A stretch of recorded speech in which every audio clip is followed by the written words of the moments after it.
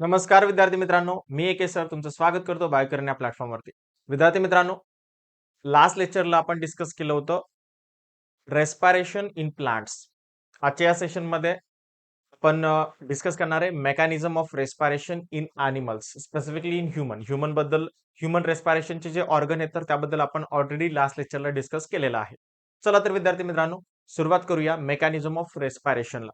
आता रेस्पिरेशन जर म्हटलं तर आपल्याला माहिती आहे respiration is the biochemical process. Biological process एक अशी आहे ज्याच्यामध्ये गॅसेस एक्सचेंज होतं आणि त्याचा यूज करून ऍटमॉस्फिअरिक मध्ये असलेली एअर ही लंग्स मध्ये आणली जाते आणि त्याचा यूज एटीपी फॉर्मेशन साठी होत असतो. आणि ती जी प्रोसेस आहे तर ती जी आहे तर ती चार वेगवेगळ्या स्टेप मध्ये होते. First one is the breathing, second one is the external respiration, third one is the internal respiration, fourth one is the cellular respiration. चला तर विद्यार्थी मित्रांनो एक एक डिटेलमध्ये डिस्कस करूया. काय दिलेलं आहे बघा. सो सगळ्यात सुरुवातीला इथे आपल्याला दिलेलं आहे मेकॅनिझम ऑफ रेस्पिरेशन. आता मेकॅनिझम ऑफ रेस्पिरेशन जेव्हा आपण स्टडी करतो, मेकॅनिझम ऑफ रेस्पिरेशन त्याच्यामध्ये डेफिनेशन दिलेली आहे इथे बघा. रेस्पिरेशनची डेफिनेशन काय दिलेली आहे? Respiration is the biological process involving exchange of gases between the atmosphere and the lungs. आणि रिझल्ट काय? तर is the formation of ATP. ATP काय तर एनर्जी करन्सी आहे. ATP that means the adenosine triphosphate. आणि एक ॲडेनोसिन ट्रायफॉस्फेट पासून जवळपास 7.3 किलो कॅलरी इतकी एनर्जी मिळत असते आपल्याला. So it include the following process. कुठली कुठली प्रोसेस यूज होते? तर सगळ्यात पहिल्यांदा होतं breathing, then external respiration, then internal respiration and last one is the cellular respiration. So या रेस्पिरेशन जे आहे तर हे सगळं रेस्पिरेशन इथे होत असतं. एवढ्या टाईपचं रेस्पिरेशन इथे होत असतं. चला तर पुढे काय दिलेलं आहे आपल्याला तर डिटेलमध्ये बघूया आपण. सगळ्यात पहिल्यांदा फर्स्ट दिलेलं आहे ब्रीदिंग. ओके, सो फर्स्ट आपण स्टडी करूया ब्रीदिंग. आता ब्रीदिंग काय आहे? It is the physical process by which gases exchange take place between the atmosphere and the lungs. ही एक फिजिकल प्रोसेस आहे. ॲटमॉस्फिअर मध्ये असलेले जे काही गॅसेस आहेत तर ते गॅसेस आपल्या लंग्स मध्ये येऊन देण्याची जी प्रोसेस आहे तर त्याला म्हटलं जातं ब्रीदिंग. ओके. आता ब्रीदिंग काय? तर एक तर हवा आतमध्ये आली पाहिजे किंवा हवा आतमधून बाहेर गेली पाहिजे. So it involve inspiration and expiration. हवा आतमध्ये घेण्याच्या प्रोसेसला आपण म्हणतो इन्स्पायरेशन आणि हवा बाहेर सोडण्याच्या प्रोसेसला आपण म्हणतो एक्सपायरेशन. ओके. सो बघा, both these steps involve part of the thoracic cage, rib, sternum आणि intercostal muscles and muscles of the diaphragm. बघा, आपली जे काही पार्ट आहे हा थोरॅसिक लंग्सचा, लंगच्या वरती जे असतं थोरॅसिक केज, इथे जे बोन असतं तर त्याला म्हटलं जातं आपण स्टर्नम.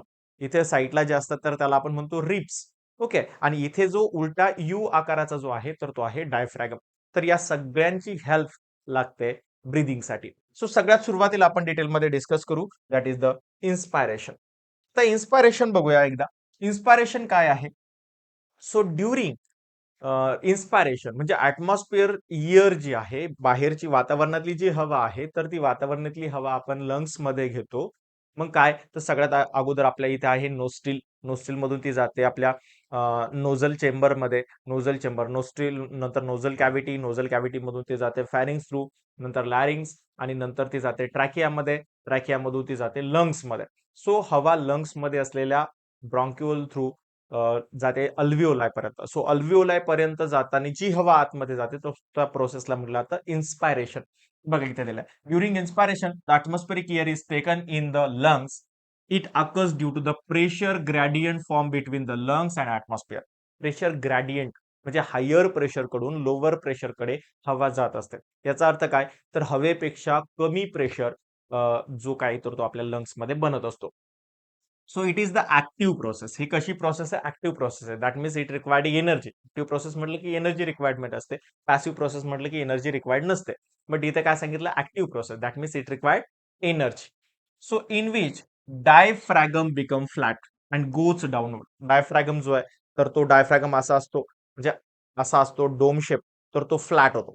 फ्लॅट झाला की तो खालच्या डायरेक्शनला जातो. ओके, खाली जातो. आणि त्याच्यामुळे काय होतं तर त्यामुळे external intercostal muscles external intercostal muscles contract, so ribs and sternum move upward and onward. Okay. जे काही रिब्स आहेत तर त्या आउटवर्ड डायरेक्शननी जातात. स्टर्नम जो आहे तर तो वरती जातो. So this lead to the increase the thoracic volume आणि त्याच्यामुळे काय होतं थोरॅसिक व्हॉल्यूम जो आहे तर तो वाढतो आणि थोरॅसिक व्हॉल्यूम वाढल्यामुळे काय होतं डिक्रीज इन प्रेशर थोरॅक्स मध्ये प्रेशर कमी होतो लंग्स मध्ये प्रेशर कमी होतो आणि त्याला इक्विलाइज करण्यासाठी तो लो प्रेशर आतमध्ये लंग्स मध्ये लो प्रेशर तयार होतो मग एअर काय केले जाते बाहेरून आतमध्ये घेतली जाते अॅटमॉस्फिअर कडून लंग मध्ये हवा घेतली जाते त्याला इक्विलाइज करण्यासाठी आणि दिस इज द इन्स्पायरेशन आणि त्यालाच म्हटलं जातं इन्स्पायरेशन देन त्यानंतरची जी प्रोसेस आहे that is the expiration expiration म्हणजे काय तर हवा बाहेर सोडणं म्हणजे बघा याच्या अपोजिट काय होतं so during in expiration the thorax contract causing ear to be exhaust exhale okay हवा बाहेर टाकण्यासाठी जे काही थोरॅक्स आहे तर त्याला कॉन्ट्रॅक्ट केलं जातं देन द डायफ्रॅगम जो रिलॅक्स झालेला होता तर त्याला परत कॉन्ट्रॅक्ट केलं जातं तो पुश करतो अपवर्ड डायरेक्शनला केल्यामुळे त्याचा डोम शेप तयार होतो हा डोम शेप तयार होतो आणि इंटरकोस्टल मसल जे आहे तर त्या सुद्धा रिलॅक्स होतात पूल करतात आणि रिप केज सुद्धा इनवर्ड डायरेक्शनला येतो डाऊनवर्ड डायरेक्शनला येतो स्टर्नम डाऊनवर्ड डायरेक्शनला येतं आणि त्याच्यामुळे प्रेशर लंग्स वरती क्रिएट होतो आणि हवा जी आहे so cause decrease the thoracic volume and lead to the increase the pressure आणि थोरॅसिक व्हॉल्यूम जो आहे तर तो कमी होतो आणि त्याच्यामुळे प्रेशर जास्त एक्झर्ट होतो त्या इयरवरती आणि इयर काय होते इयरवरती प्रेशर वाढल्यामुळे thorax and the lungs compress and atmospheric pressure जो आहे कम्पेअर्ड अटमॉस्फेरिक प्रेशर कुणामध्ये जास्त होतो तर थोरॅक्स आणि लंग्स मध्ये जास्त होतं as compare to the atmosphere आणि त्याच्यामुळे काय होतं air from the lungs rush out and this is called as a expiration आणि हवा काय केली जाते बाहेर टाकली जाते so one inspiration and one expiration that is the one breath आणि त्याला आपण काय म्हणतो वन ब्रीथ म्हणतो ओके सो बघा इथे फिगर दिलेली आपल्याला काय चेंज होतो बघा इथे दिलेलं inspiration inspiration that means breathing in हवा आतमध्ये घेणं ओके हवा आतमध्ये येईल कधी येईल जेव्हा हा रिप्स जे आहेत तर त्या बाहेरच्या डायरेक्शनला जातील ओके हा जो डायफ्रॅगम इकडे बाहेर येईल आणि त्याच्यामुळे थोरॅसिक व्हॉल्यूम वाढेल आणि थोरॅसिक व्हॉल्यूम वाढल्यामुळे इथे प्रेशर कमी होईल इकडे प्रेशर जास्त असेल आणि त्याच्यामुळे हवा आतमध्ये येईल त्याच्याच अपोजिट इकडे एक्सपायरेशन मध्ये होईल expiration that means the breathing out हवा बाहेर टाकली जाते काय होतं तर ही जे रिप्स असेल तर ते इनवर्ड डायरेक्शनला कॉन्ट्रॅक्ट केले जातात डायफ्रॅगम सुद्धा आतमध्ये घेतला जातो आणि त्याच्यामुळे थोरॅसिक केजवरती थोरॅसिक व्हॉल्यूम जे आहे तर ते कमी होतं आणि त्याच्यामुळे इथे प्रेशर येतो इयरवरती आणि इयर कुठे सोडली जाते बाहेर सोडली जाते सो दोन्ही पण प्रोसेसमध्ये काय होतं तर एकामध्ये हवा आतमध्ये घेतली जाते दुसऱ्यामध्ये हवा बाहेर सोडली जाते आणि यालाच म्हटलं जातं one inspiration plus one expiration that means the one breath आणि यालाच एक ब्रीथ म्हटलं जातं ओके चला पुढे जाऊ पुढे काय सांगितलंय बघा सो एक्सटर्नल रेस्पायरेशन किंवा external gases at alveolar level so second type जो दिलेला आहे तर तो दिलेला आहे एक्सटर्नल रेस्पायरेशन किंवा exchange of gases at alveolar level alveolar लेवलला कसं गॅसेस एक्सचेंज होतं तर ते आपण डिटेलमध्ये बघू बघा आणि alveolus consist of layer of simple squamous epithelium बघा अल्व्हिओलाय कशाने बनलेला असतो त्याच्या लेअर कुठले असतात तर सिम्पल स्क्वॅमस इपिथिलियम लेअर त्याच्यामध्ये असतो resting on the basement of the membrane it is the intimately associated with the dense network of capillary याच्या साईडला जे असतं तर खूप जास्त कॅपिलरीचं नेटवर्क असतं कॅपिलरी म्हणजे काय तर blood vessels okay so the capillary wall also made of simple squamous epithelium कॅपिलरीची वॉल सुद्धा कशाने बनलेली आहे सिम्पल स्क्वॅमस इपिथेलियम पासूनच बनलेली आहे so resting on thin basement membrane दोन्हीमध्ये पण थिन बेसमेंट मेम्ब्रेन आहे so both the layers have similar structure are thin wall दोन्ही पण स्ट्रक्चर कसे असेल सिमिलर असेल आणि त्यांचं वॉल कशी असेल थिन असेल बारीक असेल okay together they make up respiratory membrane आणि हे दोन्ही मिळून काय करतात तर रेस्पायरेटरी मेम्ब्रेन बनवतात थ्रू दी गॅसेस एक्सचेंज कस आणि त्यांच्यातून काय होतं गॅसेस एक्सचेंज होतं between the alveolar area and the blood so कुठली रिएक्शन होत असते इथे कुठली प्रोसेस होते तर होतं diffusion that means the gases exchange कशाच्या बेसवरती तर पार्शल प्रेशरच्या बेसवरती म्हणजे हायर कॉन्सन्ट्रेशन कडून लोअर कॉन्सन्ट्रेशन इथे गॅसेस एक्सचेंज होत जाईल without use of energy okay so it take place from an area of higher partial pressure to the area of lower partial pressure until partial pressure to region reaches equilibrium so जोपर्यंत equilibrium येत नाही जोपर्यंत सारखा partial pressure तयार होत नाही तोपर्यंत ही gases exchange चालू राहणार. Okay. So the partial pressure of carbon dioxide of blood entering in the pulmonary capillaries. बघा इथे खूप महत्वाचं सांगितलंय. Pulmonary capillary. आता pulmonary capillary specifically pulmonary vein आणि पल्मनरी आर्टरीज. बॉडीच्या सगळ्या वेन मध्ये डिऑक्सिजनेटेड ब्लड असतं except pulmonary vein. Pulmonary vein मध्ये असतं ऑक्सिजनेटेड ब्लड. बॉडीच्या बाकीच्या सगळ्या आर्टरीज मध्ये ऑक्सिजनेटेड ब्लड असतं except pulmonary artery. Pulmonary artery मध्ये जे ब्लड असतं तर ते असतं डिऑक्सिजनेटेड ब्लड. आता बघा इथे पल्मनरी कॅपिलरी सांगितलंय. कार्बन डायऑक्साइडचं जो पार्शियल प्रेशर असतो तर तो असतो 45 mmHg. कार्बन डायऑक्साइड कुठे अल्विओ आणि अल्विओलाय मध्ये अल्विओलार इयर मध्ये असतो 40 mmHg. कार्बन डायऑक्साइडचं सांगतोय अगोदर. बघा पल्मनरी कॅपिलरी मध्ये किती आहे 45 mmHg आणि अल्विओलार मध्ये किती आहे 40 mmHg. त्याचा अर्थ पल्मनरी कॅपिलरी मध्ये 5 mmHg ने जास्त आहे. याचा अर्थ कॅपिलरीज मधून कुठे येईल कार्बन डायऑक्साइड तर अल्विओलाय मध्ये येईल. So due to this difference carbon dioxide diffuse from the capillaries into the alveolus. तेच सांगितलं इथे.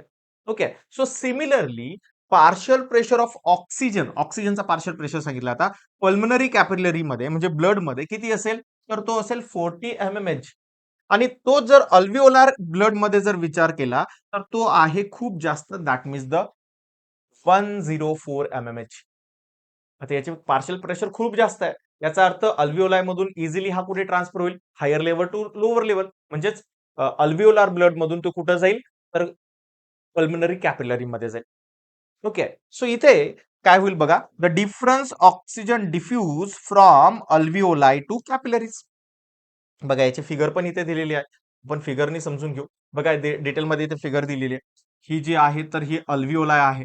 हा अल्विओलायचा लुमेन आहे आणि याच्यामध्ये बाहेरून जो एअर आलेली आहे तर त्याच्यामध्ये आहे ऑक्सिजन. आता ऑक्सिजन इथे जास्त असल्यामुळे त्याचा प्रेशर किती आहे तर तो आहे 104 mmHg आणि या कॅपिलरी मध्ये ऑक्सिजनचा पार्शियल प्रेशर किती आहे 40 mmHg. म्हणजे याचा अर्थ काय तर ऑक्सिजन हा बाहेरून आतमध्ये डिफ्यूज होईल. ओके. याच्याच अपोजिट जर आपण बघितलं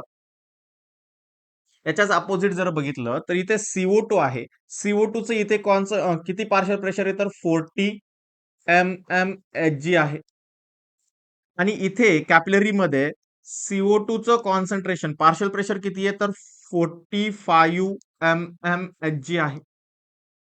ओके. मग त्याच्यामुळे काय होतं तर कार्बन डायऑक्साइड बाहेर जातो आणि बाहेरून बॉडीच्या बाहेर टाकला जातो. ओके. सो सगळ्यात अगोदर तर या अल्विओलाय मध्ये जाईल कार्बन डायऑक्साइड. त्याच्यानंतर ऑक्सिजन अल्विओलाय मधून कॅपिलरी मध्ये जाईल आणि जे इथे ही पल्मनरी आर्टरी मध्ये कुठलं ब्लड होतं पल्मनरी आर्टरी मध्ये तर इथे होतं deoxygenated blood. Okay. Deoxygenated blood होतं आणि हे डिऑक्सिजनेटेड ब्लड इथून मूव्ह होईल इथे ऑक्सिजनेटेड होईल आणि इथून बाहेर जाताना मात्र पल्मनरी वेन मध्ये ब्लड असेल ऑक्सिजनेटेड ब्लड. इथे असेल ऑक्सिजनेटेड ब्लड असेल. ओके. तर हे आपल्याला कळायला पाहिजे. याचा अर्थ काय तर लंग्स मध्ये ऍक्च्युअली गॅसेस एक्सचेंज कुठे होतं तर अल्व्हिओलाय मध्ये होतं आणि असे जवळपास 700 मिलियन अल्व्हिओलाय आपल्या लंग्स मध्ये असतात. आपण लास्ट लेक्चरला डिस्कस केलेलं आहे. त्याची लिंक तुम्हाला या प्लेलिस्ट मध्ये मिळून जाईल. सो तिथे जाऊन तुम्ही ते क्लिक करून पाठीमागचा व्हिडिओ जर बघितला नसेल तर तुम्ही तो बघू शकता. चला पुढे आपल्याला काय दिलं तर वेगवेगळ्या कपॅसिटीज दिलेल्या आहेत इथे. Pulmonary volume capacities normal values आपल्याला इथे दिलेल्या आहेत. सगळ्यात पहिल्यांदा दिलेला आहे लंग व्हॉल्यूम. लंग व्हॉल्यूम आता लंग व्हॉल्यूम मध्ये फर्स्ट व्हॉल्यूम जो दिलेला आहे तर तो आहे टायडल व्हॉल्यूम. टायडल व्हॉल्यूम म्हणजे काय तर नॉर्मल ब्रिदिंग करत असताना आपण जेवढी काय हवा आतमध्ये घेतो किंवा जेवढी हवा बाहेर सोडतो नॉर्मल ब्रिदिंग मध्ये तर त्याला म्हटलं तर टायडल व्हॉल्यूम आणि हे असतं जवळपास 500 ml. त्याच्यानंतर दुसरा आहे इन्स्पायरेटरी रिझर्व्ह व्हॉल्यूम. इन्स्पायरेटरी रिझर्व्ह व्हॉल्यूमला शॉर्ट मध्ये म्हटलं जातं IRV. तर इन्स्पायरेटरी रिझर्व्ह व्हॉल्यूम म्हणजे काय तर आपण फोर्सफुली आपण किती हवा आतमध्ये घेतली, एक्स्ट्रा व्हॉल्यूम, नॉर्मल ब्रिदिंग पेक्षा मॅक्झिमम व्हॉल्यूम आपण आतमध्ये घेतलं. आपण बळच म्हणतो एखाद्याला की तुझी छाती फुगव, मग आपण तो काय करतो, नॉर्मल पेक्षा जास्त हवा त्यांनी आतमध्ये भरली. मग ती जी एक्स्ट्रा जी फोर्सफुली घेतलेली जी हवा आहे, तर ती किती असते, तर ती असते जवळपास 2000 to 3000 ml. आणि यालाच म्हटलं जातं inspiratory reserve volume, that is the IRV. असंच आपण नॉर्मल ब्रीदिंग करत असताना काही हवा बाहेर टाकतो, पण आपण फोर्सफुली जर बाहेर टाकली तर ओके, जास्त टाकतो. मग ही जी हवा आहे बाहेर टाकणारी फोर्सफुली, सो त्याला म्हटलं जातं एक्सपायरेटरी रिझर्व्ह व्हॉल्यूम. शॉर्ट मध्ये त्यालाच म्हटलं जातं ERV. आणि ERV किती असतं याचं व्हॉल्यूम, तर ते असतं near about 1000 to 1100 ml. 1100 ml म्हणजे जवळपास 1000 ते 1100 ml पर्यंत हे एक्सपायरेटरी रिझर्व्ह व्हॉल्यूम असतं. त्याच्यानंतर डेड स्पेस. डेड स्पेस म्हणजे काय, तर आपल्या नोस्ट्रिल पासून तर आपल्या ब्रॉन्क्युल्स पर्यंत, ओके, नोज पासून किंवा नोस्ट्रिल पासून तर ब्रॉन्क्युल्स पर्यंत इथे काही हवा अशीच असते. म्हणजे ती बाहेर टाकली जात नाही ना आतमध्ये टाकली नाही, तेवढी कॉन्स्टंट हवा तिथे तशीच असते. सो त्याला म्हटलं तर डेड स्पेस. डेड स्पेस म्हणजे याच्यामध्ये असलेली हवा गॅसेस एक्सचेंज मध्ये इन्व्हॉल्व्ह होत नाही. ओके, सो त्याला म्हटलं तर डेड स्पेस. आणि ही हवा असते नियर अबाउट 150 ml. किती असते, 150 ml पर्यंत असते. देन नेक्स्ट आहे residual volume, that is the RV. Residual व्हॉल्यूमला म्हटलं तर RV, the volume of air that remain in the lungs and the dead space. म्हणजे लंग्स मध्ये जेवढी हवा शिल्लक राहते आफ्टर एक्झेलेशन और इनहेलेशन. इनहेलेशन होण्याच्या अगोदर ते शिल्लक राहते किंवा एक्झेलेशन झाल्यानंतर सुद्धा काही शिल्लक राहते लंग्स मध्ये, आणि काही डेड स्पेस मध्ये शिल्लक राहते. सो या दोघांना एकत्रित करून जी हवा आपण आतमध्ये राहतोय, तर ते व्हॉल्यूम आहे जवळपास 1100 ते 1200 ml पर्यंत. सो त्या मॅक्झिमम एक्सपायरेशन झाल्यानंतर सुद्धा जी शिल्लक राहते, तर त्याला म्हटलं तर रेसिड्युअल व्हॉल्यूम. आणि रेसिड्युअल व्हॉल्यूम किती आहे, तर जवळपास 1100 ते 1200 ml पर्यंत रेसिड्युअल व्हॉल्यूम आहे. सो हे व्हॅल्यू लक्षात ठेवा, कारण सीईटी आणि नीटला याच्यावरती प्रश्न विचारले जातात. ओके, स्पेसिफिकली सीईटीला याच्यावरती क्वेश्चन आहे. स्टेट बोर्डला पण लास्ट इयरला क्वेश्चन विचारलेला होता. ओके, देन काही आहेत लंग कपॅसिटी. लंग कपॅसिटी मध्ये सगळ्यात आलं पहिल्यांदा टोटल लंग कपॅसिटी. आणि टोटल लंग कपॅसिटी म्हणजे आतापर्यंत जेवढं काही व्हॉल्यूम आपण कन्सिडर केले, तर त्या सगळ्यांची बेरीज, आणि ती होते जवळपास नियर अबाउट 5200 टू 5800 ml पर्यंत. 5200 टू 5800 ml पर्यंत हा टोटल कपॅसिटी जी असते, तर ती टोटल लंग कपॅसिटी आहे. आणि लास्टला आहे व्हायटल कपॅसिटी. शॉर्ट मध्ये त्याला म्हटलं तर VC, the maximum amount of air that can be breath out after a maximum inspiration. आपण मॅक्झिमम किती बाहेर टाकू शकतो हवा, मॅक्झिमम इन्स्पायरेशन घेतल्यानंतर, म्हणजे हवा सगळी आतमध्ये घेतल्यानंतर परत आपण बाहेर किती टाकू शकतो. Okay, so it is the sum total of tidal volume, then inspired reserve volume, expire reserve volume, आणि या सगळ्यांची बेरीज करून ती होते जवळपास 4100 टू 4600 ml पर्यंत. आणि that known as a vital capacity of lung internal रेस्पायरेशनला. आता इंटरनल रेस्पायरेशन जे होतं, तर ते होतं with the help of RBC and plasma membrane. So gases exchange generally internal respiration जे होतं, बघा इथे दिलंय, the two main component of blood involve in transport of respiratory gases, that is the carbon dioxide and oxygen, are the RBC and plasma membrane. RBC that is the red blood कार्पस्कल्स, आणि plasma sale जे आहेत, तर या help करत असतात gases exchange करण्यासाठी. So त्यातला first type आपण बघू, ट्रान्सपोर्ट ऑफ ऑक्सिजन. ऑक्सिजन कसा ट्रान्सपोर्ट होतो. So of the total oxygen transported, only 3% is transported by dissolved state. फक्त 3% ऑक्सिजन जो आहे, तर तो डिझॉल्व स्टेट मध्ये ट्रान्सपोर्ट केला जातो through the plasma. Okay, plasma मध्ये remaining 97% is bound to the haemoglobin present in the RBC. RBC मध्ये प्रेझेंट असलेला जो हिमोग्लोबिन आहे, तर त्यामध्ये जवळपास 97% जो काही ऑक्सिजन आहे, तर तो बाइंड होतो आणि तिथून तो ट्रान्सफर केला जातो. Okay, so haemoglobin act as a respiratory carrier. Haemoglobin जो आहे, तर तो रेस्पिरेटरी कॅरियर म्हणून काम करतो. म्हणजे जे रेस्पिरेटरी गॅसेस आहेत तर त्यांना ट्रान्सफर करण्याचं काम हा करत असतो.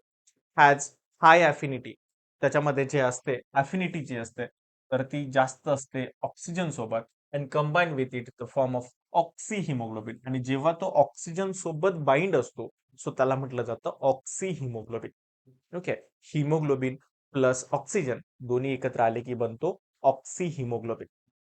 So theoretically, one molecule of hemoglobin has four iron molecule.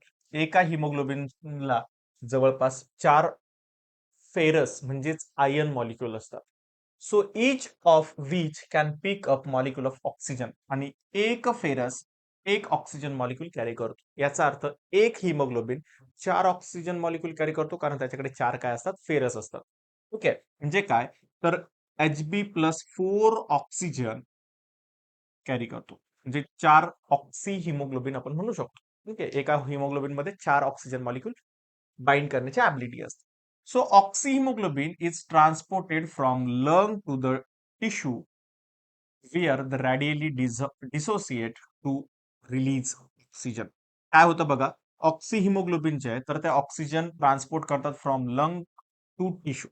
Lung पासून तर बॉडी पार्टकडे, बॉडी टिश्यूकडे ट्रान्सपोर्ट केलं जातं, डिसोसिएट होतात, रेडिली डिसोसिएट होतात आणि ते काय करतात, ऑक्सिजन रिलीज करतात. सो हिमोग्लोबिन ज्यांच्याकडे 4 ऑक्सिजन मॉलिक्यूल असतात तर ते तिथे सेपरेट होतात. हिमोग्लोबिन सेपरेट होतो आणि ऑक्सिजन मॉलिक्यूल सेपरेट होतात.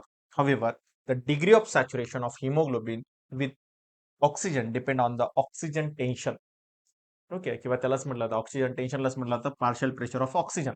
सो डिपेंड असतं की किती ऑक्सिजन तिथे रिलीज होतील, हे डिपेंड कशावरती आहे तर ऑक्सी ही जे पार्शियल प्रेशर किती आहे ऑक्सिजनचं तर त्याच्यावरती आहे.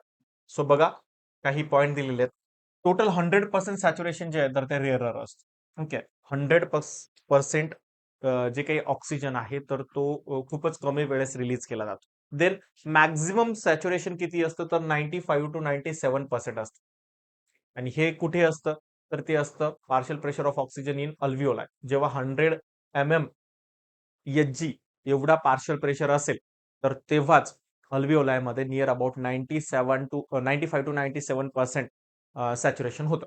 So degree of saturation decreases with the drop of partial pressure of oxygen. Partial pressure जेव्हा कमी होईल तर तेव्हा डिग्री ऑफ सॅच्युरेशन सुद्धा काय होईल, कमी होईल. So this being to dissociation of HbO2 आणि याच्यावर डिपेंड असतं saturation of dissociation of oxygen with the help of haemoglobin. Okay, at 30 mmHg जर पार्शियल प्रेशर जर असेल, 30 mmHg जर पार्शियल प्रेशर असेल तर फक्त 50% सॅच्युरेशन होईल. ओके, फक्त 50% सॅच्युरेशन मेंटेन केलं जातं जर 30 mmHg इतका पार्शियल प्रेशर असेल ऑक्सिजनचा. तर the relationship between oxyhemoglobin saturation and oxygen tension, that is the partial pressure of oxygen, is called as a oxygen dissociation curve.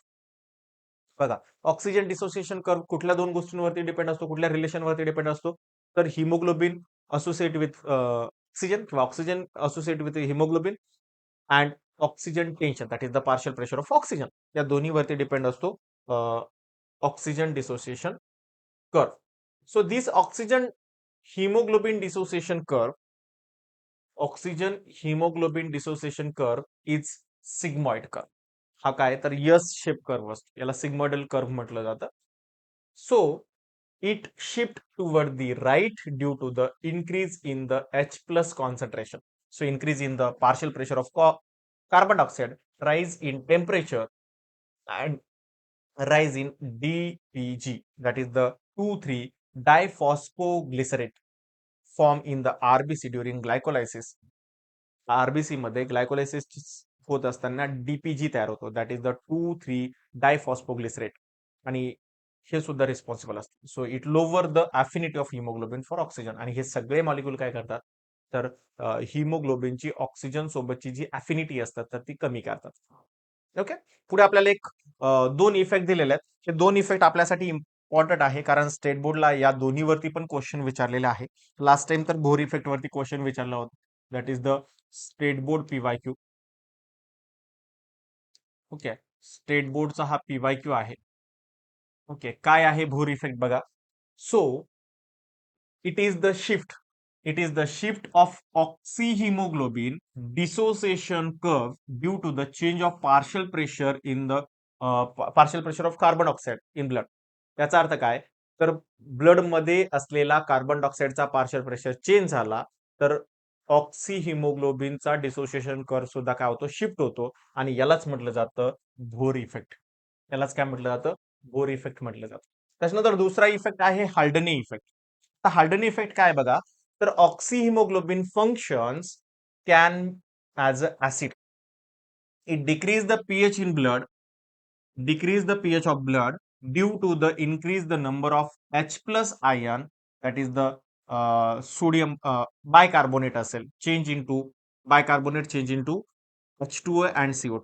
जसा ब्लड प्रेशर ब्लड पीएच जर कमी झाला तर ऑक्सी हिमोग्लोबिनचं फंक्शन ऍसिड सारखं व्हायला लागतं. ओके, फॉर एक्झाम्पल इथे काय सांगितलं त्यांनी आणि कधी होईल? Due to the increase in the number of. कधी होईल पीएच डिक्रीज? जेव्हा H प्लस आयनचा कॉन्सन्ट्रेशन इन्क्रीज होईल. कधी? So bicarbonate change. बायकार्बोनेट जो आयन आहे तर तो काय होईल? चेंज होईल. कशामध्ये? वॉटर प्लस कार्बन डायऑक्साइड मध्ये. So in the alveoli there is the partial pressure of oxygen is high. Alveoli मध्ये पार्शियल प्रेशर ऑक्सिजनचा कसा असतो? हाय असतो. Partial pressure of carbon dioxide is low. Carbon डायऑक्साइडचा पार्शियल प्रेशर कमी असतो. Oxygen bind with the haemoglobin आणि त्याच्यामुळे काय होतं? ऑक्सिजन हिमोग्लोबिन सोबत बाइंड होतो. But in the tissues where partial pressure of oxygen is lower and partial pressure of carbon dioxide is high. That's why hemoglobin does not hold as much oxygen. आणि त्याच्यामुळे haemoglobin ऑक्सिजनला hold करू शकत नाही आणि त्याच्यामुळे काय होतं? It release oxygen. Oxygen release होतो for diffusion and into the आणि तो काय होतं? डिफ्युजन थ्रू तो काय जातो? टिश्यू मध्ये जातो. ओके, आणि इथे आपल्याला भोर इफेक्टचा एक डिसोसिएशन कर्व दिलेला आहे. काय सांगितलंय बघा? तर हा यस शेपचा. मी मगाशी तुम्हाला सांगितलं यस शेप असला की काय म्हटलं जातं याला? याला म्हटलं जातं सिग्मॉइडल कर्व. काय म्हटलं जातं? सिग्मॉइडल कर्व म्हटलं जातं. ओके, सिग्मॉइडल कर्व म्हटलं जातं. आणि हा सिग्मॉइडल कर्व जो आहे तर तो बघा इथे ही जी फेज असते सुरुवातीला. ओके, इथे काय तर बघा लो कार्बन डायऑक्साइड आहे बट पीएच हाय आहे. त्याच्यानंतर नॉर्मल पीएच ला नॉर्मल कार्बन डायऑक्साइड आहे आणि इथे मात्र हाय कार्बन डायऑक्साइड आहे कारण पीएच लो झालेला आहे. ओके, हे कुठं होतं? तर हे बॉडी टिश्यू मध्ये होतं आणि इकडे कुठं होतं? लंग्स अल्व्हिओलाई मध्ये होतं. इकडे डिपेंड दिलेला आहे ऑक्सिजन पार्शियल प्रेशर, इकडे दिलेला आहे saturation percentage of oxygen. Okay, with the help haemoglobin. Haemoglobin मध्ये जे ऑक्सिजनचं सॅच्युरेशन पर्सेंटेज आहे तर ते दिलेलं आहे. ओके, यालाच म्हटलं जातं भोर इफेक्ट कर्व. आणि हा पण कुठला आहे? तर सिग्मॉइडल कर्व आहे. कुठला कर्व आहे? सिग्मॉइडल कर्व आहे. चला पुढे आपण बघूया. कार्बन मोनॉक्साईड पॉयझनिंग काय असतं तर ते आपल्याला इथे दिलेलं आहे शॉर्ट मध्ये. कार्बन मोनॉक्साईड यालाच सीएम पण म्हटलं जातं. कार्बन मोनॉक्साईड सीओ म्हटलं जातं. तर काय बघा, affinity of haemoglobin of carbon monoxide is about 250 times more than the oxygen. Oxygen पेक्षा जवळपास 250 पटीने जास्त हिमोग्लोबिनची अफिनिटी ही कार्बन मोनॉक्साईड सोबत आहे. Okay, so then the presence of carbon monoxide, hemoglobin readily combine with the form of stable compound carboxyhemoglobin. आणि जेव्हा sorry जेव्हा carbon monoxide present असेल हवेमध्ये तर जो काही हिमोग्लोबिन आहे तर तो जनरली स्टेबलाइज होतो आणि कार्बॉक्सी हिमोग्लोबिन बनवतो. The haemoglobin is block by carbon monoxide आणि कार्बन मोनॉक्साईड काय करतो? हिमोग्लोबिनला ब्लॉक करतो. So preventing oxygen for from binding with haemoglobin. आणि सगळ्यात महत्वाचं काय करतो तर तो थांबवतो. कशाला? ऑक्सिजनला हिमोग्लोबिन सोबत बाइंड होण्यापासून थांबवतो. So thus less haemoglobin is available for oxygen transport. आणि ऑक्सिजन ट्रान्सपोर्टेशन साठी जो हिमोग्लोबिन आहे तर तो कमी मिळतो आणि त्याच्यामुळे कार्बन डायऑक्साईड ऑक्सिजनचं ट्रान्सपोर्टेशन होऊ शकत नाही आणि त्याच्यामुळे सेलला काय मिळतं? ऑक्सिजन कमी मिळतो. So depriving the cell of oxygen. So this is called as a carbon monoxide poisoning आणि त्यालाच म्हटलं तर कार्बन मोनॉक्साईड पॉइझनिंग. सेल अनऑक्सिजनिक बनते आणि सेलची डेथ होऊ शकते. त्याच्यानंतर पुढचं जे दिलेलं आहे बघा, तर ते दिलेलं आहे transport of carbon oxide. Okay, transport of carbon oxide. आता कार्बन डायऑक्साईड कसं ट्रान्सपोर्ट होतं? आतापर्यंत आपण काय बघितलं? ऑक्सिजन ट्रान्सपोर्ट बघितलं. आता बघूया आपण carbon dioxide transport. So carbon dioxide is readily stable in water. Okay, कधी स्टेबल आहे? Sorry, soluble in water. Okay, readily soluble in water. Carbon dioxide water soluble आहे. So and is transported by RBC and plasma. Okay, so RBC सोबत transport केलं जातं, plasma बरोबर transport केलं जातं in 3 different form. वेगवेगळ्या 3 form मध्ये transport केलं जातं. सो पहिला फॉर्म जो आहे by plasma in solution form. Plasma मध्ये सोल्युशन फॉर्म थ्रू ट्रान्सपोर्ट केलं जातं आणि हे जे आहे तर हे आहे 7%.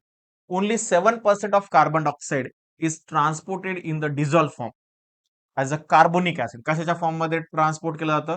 तर डिझॉल्व फॉर्म. कुठला आहे तो डिझॉल्व फॉर्म? तर carbonic acid which can break down into CO2 and H2O. So काय होतं बघा, so carbon dioxide plus water molecule यांच्यापासून बनवलं जातं कार्बोनिक ऍसिड. ओके, या दोघांचं कॉम्बिनेशन करून काय बनवलं जातं? Carbonic acid. आणि परत कार्बोनिक ऍसिडचं याच्यापासून परत काय बनवू शकतं? तर carbon dioxide plus water molecule बनवू शकतो. सो सेकंड जी फेज आहे, सेकंड जो टाइप आहे तो bicarbonic ions. Bicarbonate ions बनवलं जातं आणि याच्यामध्ये जवळपास 70% कार्बन डायऑक्साईड ट्रान्सपोर्ट केला जातो. ओके, सगळ्यात जास्त ट्रान्सपोर्टेशन जे आहे तर ते बाय कार्बोनेट आयनच्या फॉर्म मध्ये होतं. सो बघा, nearly 70% of carbon dioxide release by the tissue cell diffuse into the plasma and then into the RBC. So plasma मध्ये डिफ्यूज केला जातो, नंतर तो आरबीसी मध्ये टाकला जातो. So in the RBC carbon dioxide combined with water in the presence of zinc containing enzyme that is the carbonic anhydrase. Okay, कुठल्या एन्झाईमचा use होतो इथे? तर बघा, आरबीसी मध्ये, प्लाझ्मा मधून आरबीसी मध्ये टाकला जातो कार्बन डायऑक्साईड. कार्बन डायऑक्साईड एकदा आरबीसी मध्ये गेला की तो वॉटर सोबत कंबाईन होतो झिंक प्रेझेंट असताना. आणि झिंक कंटेनिंग एक एन्झाईम आहे, त्याचं नाव आहे कार्बोनिक अनहायड्रेज. आणि कार्बोनिक अनहायड्रेजचा यूज करून कार्बोनिक ऍसिड बनवलं जातं. काय बनवलं जातं? To form carbonic acid. आता कार्बोनिक ऍसिड बनलं, so carbonic anhydrase enzyme is found in the RBC, not in the plasma. Plasma मध्ये नाहीये. कशामध्ये सापडतो कार्बोनिक अनहायड्रेज? आरबीसी मध्ये सापडतो. Okay, so the rate of the formation of carbonic acid inside the RBC is very high. बघा, carbonic acid formation करण्याचा rate RBC मध्ये हाय असतो as compare to the plasma. का? कारण प्लाझ्मा मध्ये कार्बोनिक अनहायड्रेज नाहीच आहे आणि म्हणून आरबीसी मध्ये कार्बोनिक ऍसिड बनण्याचा रेट जास्त आहे. Then carbonic acid being unstable almost immediately. Okay, unstable molecule आहे कार्बोनिक ऍसिड. काय तर अनस्टेबल आहे. So almost immediately dissociate into HCO3. Okay, so carbonic ऍसिडचं कन्व्हर्जन बायकार्बोनेट मध्ये केलं जातं. Okay, so and H plus ion, that is the presence of enzyme carbonic anhydrase leading to the large accumulation of bicarbonate inside the RBC. आणि carbonic anhydrase काय करतो? या carbonic acid unstable प्रोडक्टला conversion करतं bicarbonate मध्ये. बघा इथे दिलेलं carbon dioxide plus H2O that is water. Carbonic anhydrase काम केलं, काय बनवलं? H2CO3 that is the carbonic acid. आणि कार्बोनिक ऍसिड मध्ये परत कार्बोनिक अनहायड्रेज कार्बोनिक अनहायड्रेज जो आहे तर तो यूज होऊन काय बनवलं? H प्लस आयन सेपरेट केला आणि बायकार्बोनेट बनवलं. सो इट दस form out the RBC. This would bring about imbalance in the charge inside the RBC to maintain ionic balance. आणि ionic balance मेंटेन करण्यासाठी इथे काय केलं? चार्ज सेपरेशन केलं. So between maintain the ionic balance between the RBC and plasma. So काय केलं जातं charge maintain करण्यासाठी, आयनिक बॅलन्स मेंटेन करण्यासाठी? काय? So chlorine diffuse into the RBC. क्लोरीनला घेतलं जातं आरबीसी मध्ये. So this movement of chlorine ion is known as a chloride shift. आणि आयनिक बॅलन्स मेंटेन करण्यासाठी जेव्हा आरबीसी मध्ये क्लोरीनला डिफ्यूज केलं जातं, सो त्याला म्हटलं जातं क्लोराइड शिफ्ट, किंवा त्यालाच म्हटलं जातं Hamburger phenomena. Hamburgers phenomena. So कशासाठी? To maintain ionic balance. Okay, ionic balance maintain करण्यासाठी कोणाकोणामध्ये? तर RBC and the plasma membrane. Okay, so plasma आणि आरबीसी मध्ये आयनिक बॅलन्स मेंटेन करण्यासाठी क्लोरीनचं डिफ्यूज केलं जातं आरबीसी मध्ये आणि त्यालाच म्हटलं जातं क्लोराईड शिफ्ट किंवा Hamburger's phenomenon. So bicarbonate that come into the plasma join sodium potassium forming. Okay, sodium bicarbonate and potassium bicarbonate to maintain pH of blood. So sodium bicarbonate बनवला जातो किंवा पोटॅशियम बायकार्बोनेट बनवला जातो कशासाठी? तर blood pH level maintain करण्यासाठी. बघा, so bicarbonate plus sodium, formation of sodium bicarbonate. So H plus is taker of the protein that is the haemoglobin. Haemoglobin काय करतं? एच प्लस हिमोग्लोबिनला मिळतं. सो बनवलं जातं haemoglobin plus H, that is the photon molecule. So reduce to haemoglobin बनला. Okay, so these H plus ions might be expected to lower blood pressure, that is the lower blood pH, but they are buffered by hemoglobin by the formation of deoxyhemoglobin. So काय केलं जातं बघा, lower blood pH झाल्यानंतर expected to lower blood pH म्हणजे blood pH काय व्हायला पाहिजे? कमी व्हायला पाहिजे. बट काय केलं तिथे बफर्ड हिमोग्लोबिन बनलं. बफर्ड बफर्ड म्हणजे काय? तर एक असं सोल्युशन की जो पीएच व्हॅरिएबल होऊ देत नाही, पीएच मेंटेन करून ठेवतो. So formation of oxy haemoglobin आणि सॉरी डिऑक्सी हिमोग्लोबिन बनवलं जातो, that is the reduce haemoglobin. So काय केलं जातं तर डिऑक्सी हिमोग्लोबिन बनवला जातो, रिड्यूस हिमोग्लोबिन बनवला जातो. So at the level of lungs in response to the low partial pressure of carbon dioxide at the alveolar ear, hydrogen ions. Okay, hydrogen ion काय केले जाते? तर hydrogen ions and bicarbonate ions recombine with the formation of carbonic acid under the influence of carbonic anhydrates. आणि परत carbon dioxide आणि water separate केलं जातं, उलटी रिएक्शन होते आणि कार्बन डायऑक्साईड अल्व्हिओलाई मध्ये सेपरेट केलं जातं. बघा इथे एक फिगर दिलेली आहे, मी थोडंसं छोटी करतो म्हणजे तुम्हाला पूर्ण दिसेल. बघा काय केलंय, तर ही कंडिशन जी दाखवलेली आहे तर ती टिश्यू मध्ये दाखवलेली आहे. ही कंडिशन जी दाखवलेली आहे तर ती लंग्स मध्ये दाखवलेली आहे. बघा काय झालं टिश्यू सेल मध्ये, ही टिश्यू सेल आहे. या टिश्यू सेल मध्ये ऑक्सिजन कार्बन डायऑक्साईड जो आहे तर तो इकडे घेतला इंटरस्टेशियल फ्लुइड मध्ये. ओके, मग जो काही कार्बन डायऑक्साईड आहे तर तो परत आरबीसी मध्ये घेतला. ओके, आरबीसी मध्ये गेला. आरबीसी मध्ये गेल्यानंतर तो वॉटर सोबत कनेक्ट झाला. कार्बोनिक अनहायड्रेटनी ही रिएक्शन फास्ट केली आणि त्याच्यापासून बनवला कार्बोनिक ऍसिड. कार्बोनिक ऍसिडनी परत काय केलं तर त्याच्यापासून बायकार्बोनेट बनवला, प्लस त्याच्याकडून काय केलं तर क्लोराईड शिफ्ट केलं वाया प्रोटीन ट्रान्सपोर्ट आणि या क्लोराईडला सेपरेट इथे टाकलं. सो क्लोराईड शिफ्ट म्हणजेच काय? हम्बर्गर्स फेनॉमेनॉन. त्याला इकडे घेतलं. ओके, आणि अजून काय होतं तर carbon dioxide plus haemoglobin bind होतो. सो कार्बॉक्सी हिमोग्लोबिन कार्बेनो हिमोग्लोबिन किंवा कार्बॉक्सी हिमोग्लोबिन बनतो आणि त्याच्यातून परत कार्बॉक्सी हिमोग्लोबिन काय होतं तर ऑक्सिजन जो 3 ऑक्सिजन मॉलिक्युल बाइंड झालेले होते तर त्यातला ऑक्सिजन त्यांनी सेपरेट केला आणि हिमोग्लोबिन सेपरेट झाला आणि हा एच प्लस आणि इकडे हिमोग्लोबिन हे दोघं काय झाले एकत्र आले आणि त्यांच्यापासून त्यांनी काय बनलं एच हिमोग्लोबिन बनवला. Okay, that is the reduce haemoglobin. Okay, हे होतं कुठे तर जेव्हा जिथे आपल्याला कार्बन डायऑक्साईड पिकअप करायचं आहे तिथे. ओके, म्हणजे कुठे? टिश्यू सेलकडे. तेच त्या टिश्यू सेल कडून जो आरबीसी मध्ये गेलं ते आरबीसी ट्रान्सपोर्ट होत होत होत कुठे आली? लंग्स पर्यंत आली. लंग्स मध्ये आलेली आरबीसी मध्ये परत काय झालं? रिव्हर्स रिएक्शन झाली. ओके, क्लोराईड जो आहे तर तो सेपरेट करून दिला. रिएक्शन काय झाली? क्लोरीन सेपरेट केला, एच प्लस आयन सेपरेट जो होता तर तो आणि जो बायकार्बोनेट होता तर तो त्याच्यापासून बनवला कार्बोनिक ऍसिड. परत फास्ट कार्बोनिक अनहायड्रेजनी त्याला परत कन्वर्ट काय केलं?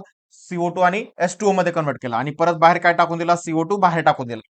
ओके, सो CO2 बाहेर टाकला पण त्याचबरोबर काय आलं तर आतमध्ये काय आलं? ऑक्सिजन मॉलिक्यूल आला.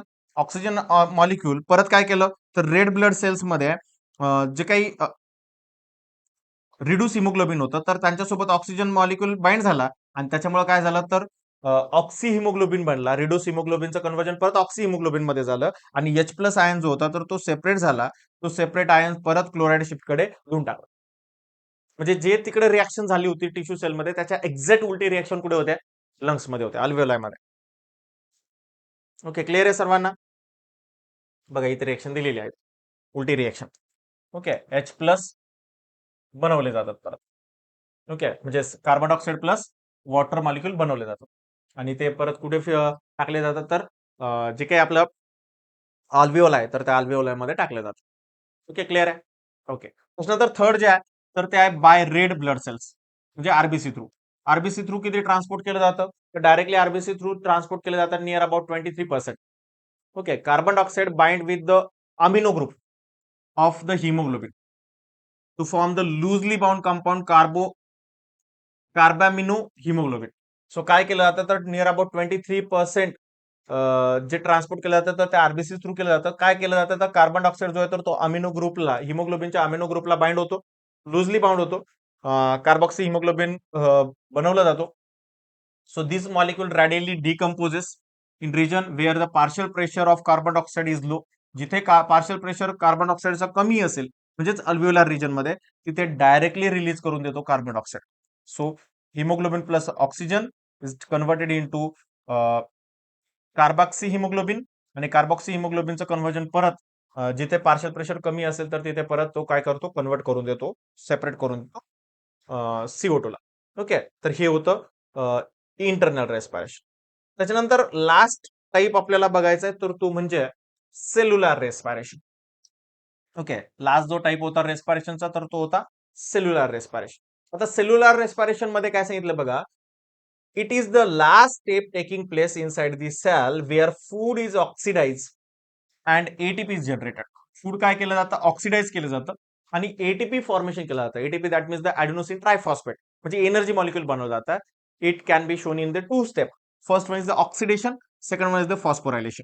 ऑक्सिडेशन म्हणजे काय तर breakdown of the complex organic molecule into simple inorganic molecule with release heat energy. म्हणजे काय तर जे कॉम्प्लेक्स ऑर्गॅनिक मॉलिक्यूल होते तर त्यांना ब्रेकडाऊन केलं, त्यांच्यापासून सिम्पल इनऑर्गॅनिक मॉलिक्यूल सेपरेट केले आणि जेव्हा ब्रेक केले याचा अर्थ त्याच्यातून बॉन्ड ब्रेक झाले असतील, बॉन्ड ब्रेक झाले की एनर्जी बनते म्हणजे हीट एनर्जी रिलीज झाली.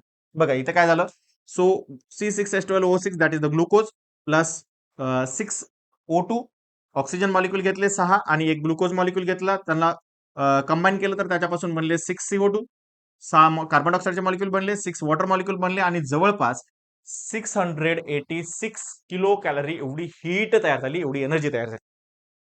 त्याच्यानंतर काय केलं फॉस्फोरायलेशन. फॉस्फोरायलेशन म्हणजे काय तर formation of ATP. Okay, it involve trapping the heat energy. Heat energy trap केली in the form of high energy bond to form ATP molecule. आणि ही हीट एनर्जी कशासाठी केली यूज केली तर एटीपी बनवण्यासाठी. कारण आपल्याला थर्मोडायनमिकचा रूल माहिती आहे, एनर्जी जरी रिलीज झालेली असली तरी ती लॉस होत नाही. Energy cannot be created not be destroyed. It is only converted from one form of energy to the another form of energy. Okay, म्हणजे एनर्जी आपण लॉस करू शकत नाही, तयार करू शकत नाही, मात्र आपण एका ठिकाणून कन्वर्ट करू शकतो दुसऱ्या पार्टमध्ये. तर इथेच तयार झालेली जी एक्स्ट्रा एनर्जी आहे तर तिचा यूज करून एटीपी मॉलिक्यूल फॉर्मेशन केलं. So ATP is use as a carry out vital life process and so is as a energy currency of the cell. So ATP काय केलं जातं तर बघा, ADP plus inorganic phosphate and 7.3 kilo calorie energy use केली जाते use करून एक ATP बनवली जाते. एक एटीपी ब्रेक केल्यानंतर सुद्धा 7.3 किलो कॅलरीज एनर्जी मिळते. So ATP as a energy currency आपल्याला माहिती आहे. सो एटीपी बनवली जाते आणि त्याच प्रोसेसला म्हटलं जातं फॉस्फोरायलेशन. तर बघा विद्यार्थी मित्रांनो, खूप सिंपल आहे. आजच्या या सेशनमध्ये आपण मेकॅनिझम ऑफ रेस्पिरेशन हे डिटेलमध्ये डिस्कस केलेलं आहे. भेटूया नेक्स्ट लेक्चरला. नेक्स्ट लेक्चरला आपण डिटेलमध्ये डिस्कस करणार आहे regulation of breathing. Okay, regulation of breathing ही कन्सेप्ट आपण नेक्स्ट लेक्चरला डिटेलमध्ये डिस्कस करू. भेटूया नेक्स्ट लेक्चरला. तोपर्यंत bye bye, happy learning, take care.